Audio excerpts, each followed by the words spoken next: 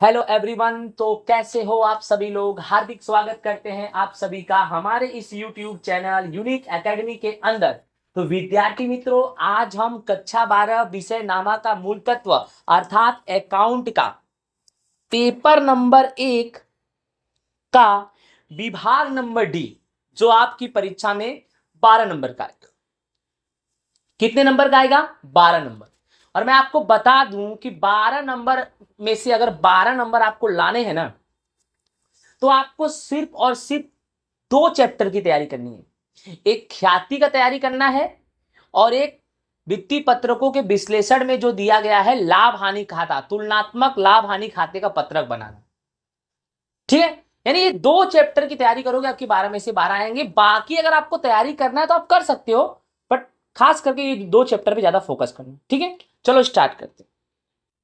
37, निम्न माहिती पर से राहुल और गौतम की साझेदारी पेढ़ी का ख्याति की कीमत अंतिम 5 वर्ष के भारित औसत लाभ के 3 वर्ष के खरीदी के आधार पर गिनना है। चलो कंप्लीट। इसमें क्लियर करो, यहां पर 2 वर्ष है, एक 5 वर्ष है और एक 3 वर्ष है। तो सवाल वाला कितना है तो देखते हैं। जैसे सवाल है वर्ष 18-19, 19-20, 20-21, 21-22, 22-23, यानी 1 2 3 4 5, यानी ये जो 5 वर्ष है ना, ये सवाल वाला है। तो ये 3 वर्ष किसका होगा? ख्याति का। लाभ दिया है 20,000, 30,000, 37,500, 45,000 और 60,000। क्लियर बोला है कौन सा लाभ ज्ञात करना है? भारित औसत लाभ। तो सबसे पहले भारित औसत लाभ ज्ञात करने के लिए कोष्टक में वर्ष, लाभ, भार, कुल भारित लाभ। जब भी भारित औसत लाभ बोले ऐसे ही बनाने का। क्या बोलने का? वर्ष, लाभ, भार, कुल भारित लाभ। वर्ष आपका जो 5 दिया गया उसको लिख दो और आपके जो लाभ क्रमशः दिए हैं उसको लिख दो। लिख दिया। अब भार जो है मान लो 1 2 3 4 5, जहां तक जाए वहां तक। 5 वर्ष है तो 5 तक जाए। अब भार को जोड़ दो तो कितना हो जाएगा? 15। फिर कुल भारित लाभ कैसे निकलेगा? लाभ का भार में गुणा 20,000 गुणे 1 20,000, 30,000 गुणे 2 60,000, 37,500 गुणे 3 1,12,500, 45,000 गुणे 4 1,80,000 और 60,000 गुणे 5 कितना हो जाएगा? 3 लाख। ठीक है, कंप्लीट। तो 20 60 1,12,500 1,80 3 लाख को जोड़ेंगे तो 6,72,500 आएगा। ठीक है। अब भारित औसत लाभ का सूत्र होता है कुल भारित लाभ बटे में कुल भार। राइट। अब कुल भारित लाभ 6,72,500 है, कुल भार है 15। तो 6,72,500 में 15 का भाग देंगे तो आएगा टोटल 44,833.33 आएगा। ठीक है, रुपए में। ख्याति कैसे ज्ञात करेंगे? तो भारित औसत लाभ गुणे खरीदी के वर्ष। भारित औसत लाभ आया 44,833.33 और खरीदी के वर्ष, ख्याति के खरीदी के वर्ष कितना लोगे भाई? 3, क्योंकि 5 तो सवाल वाला है तो ख्याति के लिए 3 लोगे। 3 से गुणा कर दो तो भाई आएगा 1,34,499.999। तो भाई 99999 है, 499 है, तो इस 9999 मतलब 499 को 500 ले लो, यानी रुपया 1,34,500। समझ में आ रहा है ना? 1,34,500 तुम्हारा क्या हो जाएगा विद्यार्थी मित्रों? आंसर। तो आई होप आप सभी को ये अच्छे से क्वेश्चन नंबर 37 अच्छे से समझ में आ गया होगा। ओके,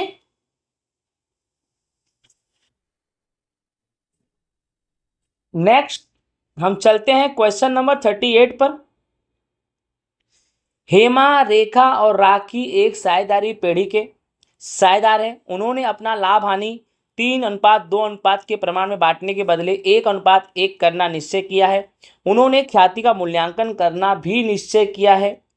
साझेदारी पेढ़ी का लाभ तथा अन्य माहिती के आधार पर साझेदारी पेढ़ी की ख्याति का कीमत अधिक लाभ के 3 वर्ष की खरीदी के आधार पर करना। याद रखना, अधिक लाभ क्या ज्ञात करना है? अधिक लाभ। संपत्तियां 12 लाख है, दायित्व 5 लाख है, अपेक्षित मुआवजा का दर 10% है। ठीक है। और आपका सवाल ये रहा, आपके सवाल में वर्ष और लाभ है। वर्ष 21-22, 22-23, 23-24, लाभ 1,60, 1,40, 1,80। ये सवाल है, आपको ज्ञात करना है विद्यार्थी मित्रों अधिक लाभ। अधिक लाभ का सूत्र होता है औसत लाभ माइनस अपेक्षित लाभ। तो सबसे पहले हमें क्या चाहिए, औसत लाभ। तो औसत लाभ कैसे निकालेंगे, ये रहा लाभ, इसको जोड़ दो 480 और ये कुल लाभ हो गया 480। तो औसत लाभ कैसे निकालेंगे, औसत लाभ बराबर कुल लाभ बटे वर्ष की संख्या। कुल लाभ 480 और वर्ष की संख्या कितनी है विद्यार्थी मित्रों, 1 2 3। तो 480 बटे में 3 करेंगे तो 1,60,000, यानी औसत लाभ तुम्हारा आ गया 1,60,000। तो औसत लाभ की जगह पे लिख दो 1,60,000। फिर चाहिए अपेक्षित लाभ। तो अपेक्षित लाभ का सूत्र क्या होता है, विनियोजित पूंजी गुणे अपेक्षित मुआवजा का दर।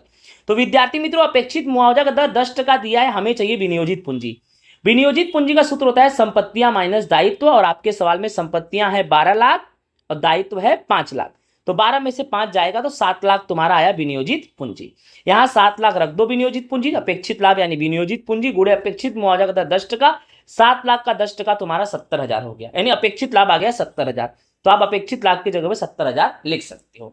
अब 1,60,000 में से 70,000 घटा देंगे तो 90,000 रुपया तुम्हारा आएगा अधिक लाभ।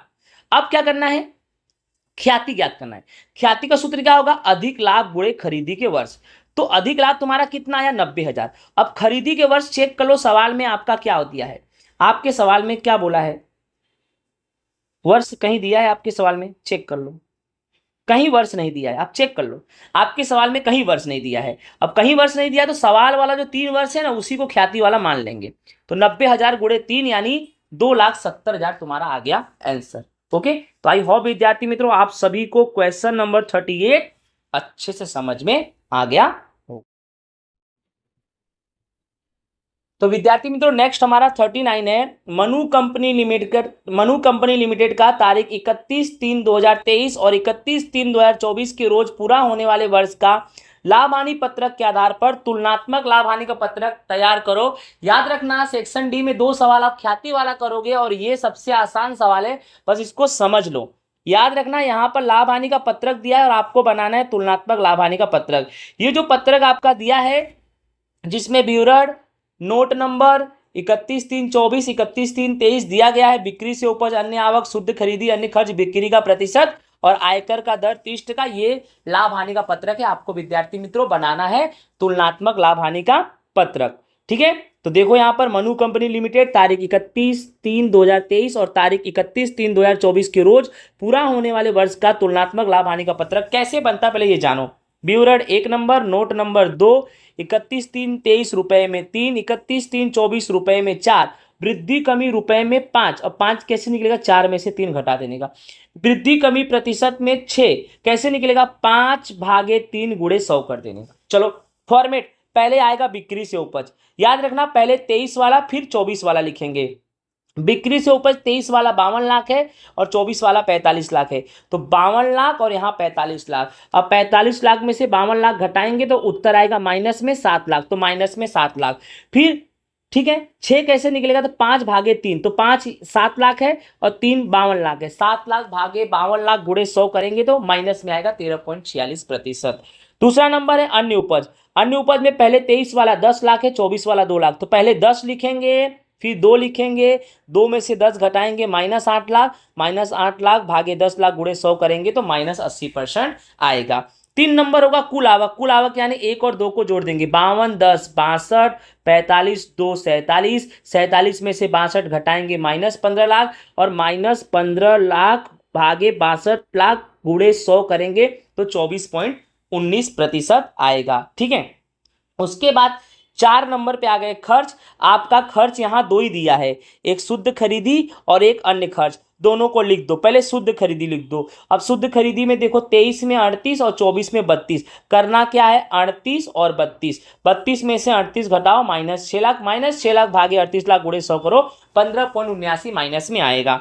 अन्य खर्च कैसे करेंगे ध्यान देना। अन्य खर्च में पहले तो क्या बोला है 23 में 18% बोला है। अब आपका बिक्री कितना है 52 लाख, तो 52 लाख का 18% आपको निकालना है। तो 52 लाख का 18% आप निकालोगे तो 9,36,000 आएगा। ठीक उसी प्रकार इसमें 22 दिया है, 45 का 22% निकालोगे तो आपका 990 आएगा। 9,90,000 में से 936 घटाएंगे 54,000 प्लस में आएगा, तो 54,000 भागे 936 गुणे 100 करोगे तो 5.77 ये प्लस में आएगा। ठीक है, ये कोष्टक नहीं बनाना, ये 5.77 ये विद्यार्थी मित्रों प्लस में आएगा 5.77 77। ठीक है, अब कुल खर्च 38 कुल खर्च में दोनों को जोड़ दो, 38 लाख 9 36 47 36, 32 लाख 9 90 41 90, 41 90 में से 47 36 घटाएंगे तो आएगा 5,46,000 माइनस में, 5,46,000 भागे 47 36 गुणे 100 तो माइनस में 11.53%। फिर आएगा 5 नंबर आयकर से पहले का लाभ, तो कैसे निकलेगा 3 - 4, 3 ये रहा और 4 ये रहा, तो 62 लाख में से 47 36 घटाएंगे तो 14,64,000 आएगा। और ये 47 लाख में से 4190 घटाएंगे तो 510 आएगा, तो 5,10,000 में से 14,64,000 घटाएंगे तो 9,54,000 माइनस में आएगा। 9,54,000 भागे 14,64,000 गुणे 100 करेंगे तो 65.16% आंसर आएगा माइनस में। फिर माइनस आयकर 30%, तो 14,64,000 का 30%, 4,39,200, 5,10,000 का 30% कितना आएगा 1,53,000। 1,53,000 में से 4,39,200 घटाएंगे तो आंसर आएगा 2,86,200 माइनस में, और 2,86,200 भागे 4,39,200 करेंगे तो माइनस में 65.16% आएगा। लास्ट 7 नंबर आयकर के बाद का लाभ। अब आयकर के बाद का लाभ एकदम आसान है, क्या करना है अपने को 5 में से 6 घटा देने का, 5 में से 6 घटा देने का। ये रहा 5, ये रहा 6, 14,64,000 में से 4,39,200 घटाएंगे तो 19,24,800, 5 10 में से 1,53 घटाएंगे तो 3,57। ठीक है, अब करना क्या है 3,57 में माइनस कर दो 10 24,800 तो 6,67,800, प्लस में आएगा कि माइनस में, तो आंसर आएगा माइनस में क्योंकि ये 3,57 है। ठीक है, इसीलिए सॉरी 3,57 में से 10 24,800 घटाएंगे तो ये माइनस में आएगा। और फिर करना क्या है 6,67,800 को 10 24,800 से भाग देंगे, गुणे 100 करेंगे तो 65.16% आएगा। तो काफी इंपॉर्टेंट सवाल था 39। आई होप विद्यार्थी मित्रों आप सभी को अच्छे से समझ में आ गया होगा। ओके, चलते हैं नेक्स्ट क्वेश्चन नंबर पे। हम 40वां नंबर, एल लिमिटेड का नीचे की माहिती पर से स्टॉक गुणोत्तर यानी स्टॉक चलन दर याद करना है।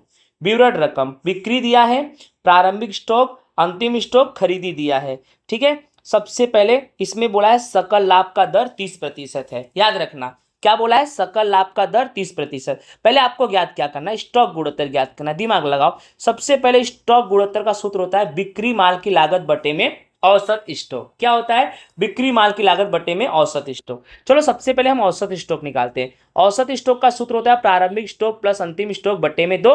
प्रारंभिक स्टॉक तुम्हारा दिया है 3,50,000, अंतिम स्टॉक दिया है 2,50,000, तो 3,50,000 प्लस 2,50,000 बटे में 2, 3,50 2,50 6 लाख, 6 लाख बटे में 2 तो उसका आधा कर देंगे तो 3 लाख, यानी औसत स्टॉक तुम्हारा 3 लाख आ गया। अब हमें चाहिए बिक्री माल की लागत, तो सकल लाभ 30% है, तो सकल लाभ हमेशा बिक्री पर गिनेंगे। बोलो सकल लाभ किस पे गिनेंगे, बिक्री पर। तो पहले बिक्री माल की लागत का सूत्र क्या होता है, बिक्री माइनस सकल लाभ, बिक्री माइनस सकल लाभ। बिक्री आपका 30 लाख दिया है तो पहले 30 लाख लिख दो। अब सकल लाभ कैसे निकालेंगे, तो ये रहा 30% है, बिक्री पर गिनेंगे। अब तुम्हारे सवाल में बिक्री कितना है, तुम्हारे सवाल में बिक्री 30 लाख है, अब उसका 30% निकाल देंगे तो 9 लाख आएगा। 30 लाख का 30% निकालेंगे तो 9 लाख आएगा सकल लाभ। तो बिक्री में से सकल लाभ घटाओ, 30 लाख में से 9 लाख घटाओ 21 लाख, 21 लाख तुम्हारा आ गया बिक्री माल का लागत। यहां पर आप 21 लाख लिख दो। अब 21 लाख में 3 लाख का भाग दो 7 बार, स्टॉक गुणोत्तर का आंसर बार में आता है इसलिए हम 7 बार लिखेंगे। तो क्लियर कट। आई होप विद्यार्थी मित्रों आप सभी को अच्छे से क्वेश्चन नंबर 40 भी समझ में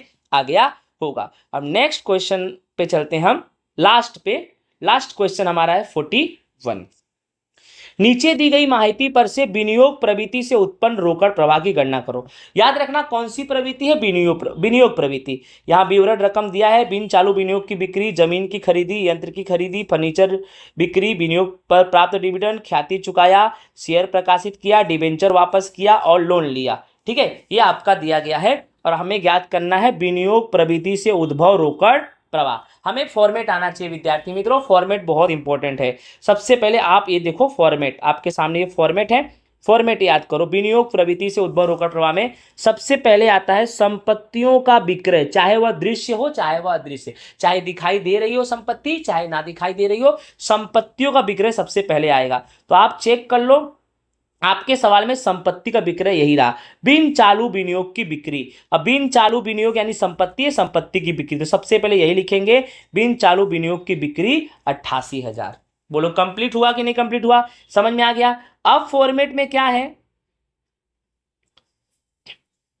गैर चालू विनियोग का विक्रय, तो चेक कर लेने का सवाल में गैर चालू विनियोग का विक्रय है कि नहीं है, ठीक है, चेक करो गैर चालू विनियोग का विक्रय है, चलो सवाल में आपके नहीं है, राइट, कंप्लीट हो गया। अब फॉर्मेट में चेक करो प्राप्त ब्याज और डिविडेंड, तो सवाल में चेक करने का प्राप्त ब्याज और प्राप्त डिविडेंड में कुछ है, यस, ये रहा विनियोग पर प्राप्त डिविडेंड है 40,000, ठीक है, ये 88,000 हो चुका, 40,000, तो देखो ये रहा विनियोग पर प्राप्त डिविडेंड 40,000 लिख दिया मैंने, ठीक है। और एक चीज और मैं भूल गया हूं, यहां पर क्या बोला है, संपत्तियों का विक्रय दृश्य और अदृश्य, तो जो विनियोग था ये अदृश्य था, ये विक्रय मैंने लिख दिया। और ये भी देखो फर्नीचर की बिक्री, ये भी संपत्ति है बट ये दृश्य है, तो ये भी आएगा, तो फर्नीचर की बिक्री भी आएगा, चेक कर लो, देखो यहां पर फर्नीचर की बिक्री भी आ गया, विनियोग पर प्राप्त डिविडेंड भी आ गया, और बिन चालू विनियोग का भी बिक्री आ गया। चलो फॉर्मेट कंप्लीट हो रहा है। अब प्राप्त भाड़ा, तो आप सवाल में चेक करो प्राप्त भाड़ा है आपके सवाल में, तो कहीं भी प्राप्त भाड़ा नहीं है, तो इसको लिखेंगे नहीं, ठीक है। फिर क्या है, संपत्तियों की खरीदी, चाहे वह दृश्य हो चाहे वह अदृश्य हो, तो क्लियर कर लो, देखो जमीन खरीदी, यंत्र खरीदी, ये दोनों के दोनों एंट्री आएंगे, राइट, ये दोनों के दोनों एंट्री आएंगे, देखो यहां जमीन खरीदी और यंत्र खरीदी, ये दोनों के दोनों एंट्री आएंगे, देख लो जमीन खरीदी और यंत्र खरीदी, बट ये दोनों के दोनों माइनस में लिखना, क्योंकि खरीदे हैं तो उसको माइनस करना पड़ेगा, खरीदी को हमेशा किस में रखेंगे, माइनस, यानी इसमें जो खर्च है ना उसको माइनस में रखने का, और जो फायदा है उसको प्लस में, तो बिक्री मतलब फायदा तो प्लस में रखा, खरीदी मतलब घाटा तो माइनस में, खरीदी मतलब घाटा तो माइनस में, बिक्री मतलब फायदा तो प्लस में, और देखो प्राप्त डिविडेंड यानी फायदा तो प्लस में, समझ में आया कि नहीं आया, ये कंप्लीट हो गया आपका।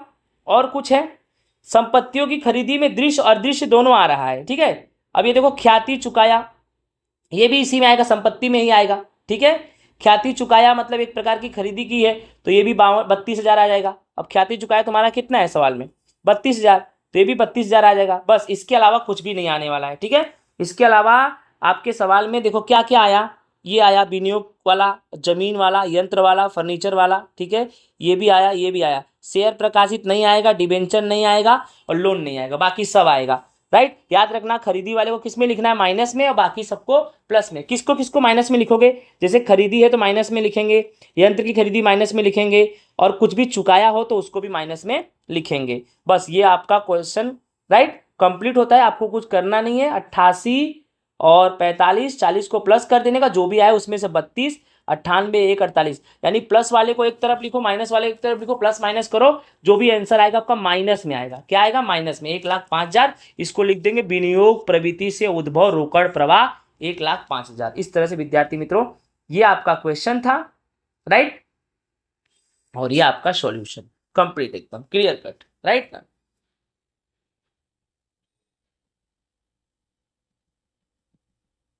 तो आई होप आप सभी को समझ में आया होगा। चलो राधे राधे।